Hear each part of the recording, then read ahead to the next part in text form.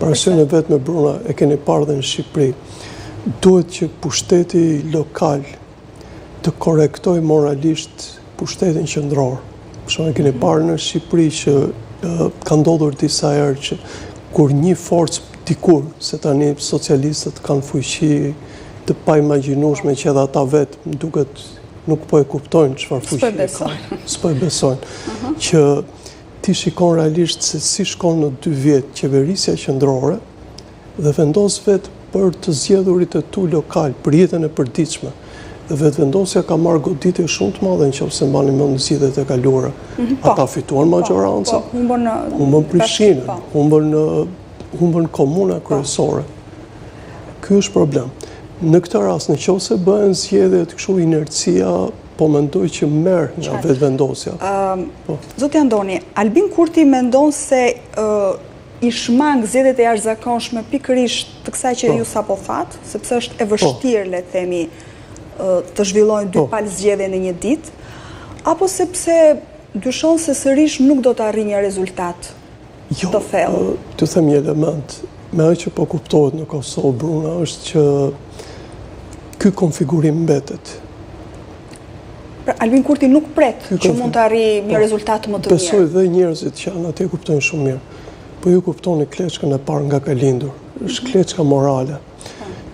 Edhe pjesa e ngërçit kryesor institucional, ajo që konstitucionalistët e thonë demokratizimi i niveleve të qeverisjes, është në fakt respekti moral i kushtetutës, domethënë kushtetuta dhe ligji i qeverisë që ka krijuar këtë problem nuk respektohen vetëm në ligjet, në nenet dhe në rregulloret që janë të dukshme, po dhe në ato që nuk janë të parashkruar. Dhe në këtë rast, vetëvendosja është partia e parë. Pa çka se Zoti Kurti nuk e ka bërë, ajo regjistrohet në memorie. Tani është regjistruar në memorie që Zoti Kurti edhe në këtë moment nga ana demokratike çdoi shumë.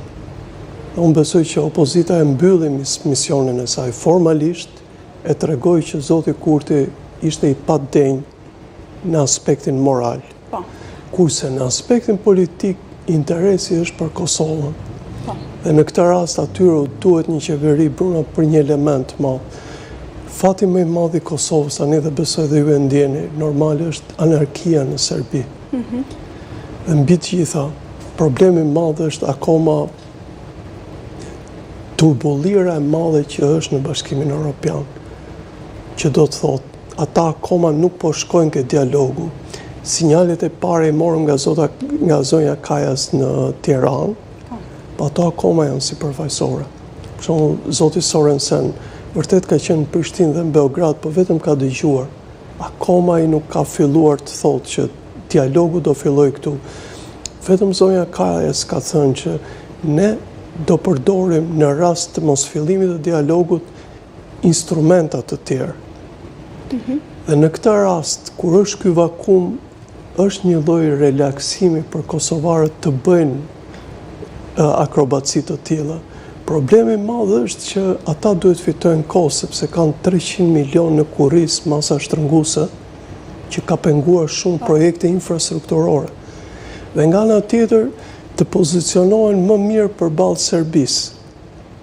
Sepse Serbia me çfarë shikoj do ketë probleme deri në vjesht, sepse me çfarë shikoj dhe qeveria e re është qeveri shumë problematike, madje në vëmendjen tuaj duhet të them që kanë përfshirë dhe një ministër shqiptar shumë problematik. Për mua është pak personazh qesharak, por gjithsesi është problem me zotin Berisha që është në qeverinë serbe, sepse do të kishte një lloj problematik. Jo, qesharak për mua, jo problematik. Qesharak. E para që duhet arrit të kuptoj që shqiptarët kanë një përmbajtje të madhe edhe pa Kosovën në Serbi. Ka shumë për shembull kanë koma të ngelur familje shqiptare që janë muslimanizuar në pjesën e Sanxhakut. Ka shumë pjesë të trashëgimisë shqiptare në Nish që janë slavizuar. Dhe kjo është një kredo shumë e madhe politike për një njeri të mençëm, që mos jetoj vetëm 2 vjet me zotin Vučić, po të jetoj për gjithë pjesën e vet. Edhe diçka e fundit, zot Andoni. Nesër besoni se politikanët e Kosovës do t'i ka përcjellë interesat partijak në emër të interesit kombëtar për të demonstruar kështu politik europiane? Po, fjala juaj është shumë elegante në fakt për pjesën e këtyre. Unë mendoj që do e kalojnë sepse po bëjnë qesharak. Po bëjnë qesharak sepse po interpretojmë të njëjtat nene dhe rregullore të cilat ata i dinë më mirë se ne. Unë mendoj që atyre u duhet kohë, u duhet të fitojnë kohë. E para po shikojnë që ky konfigurim nuk ndryshon. Dhe nga ana tjetër u duhet që ta dobësojnë vetvendosjen ashtu siç është në fuqi.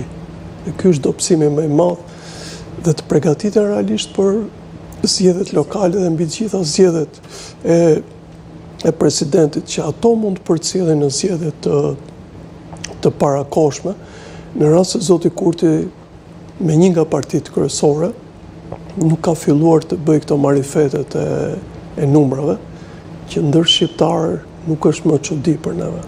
Ju falenderoj shumë për bisedën që filluam bashkë.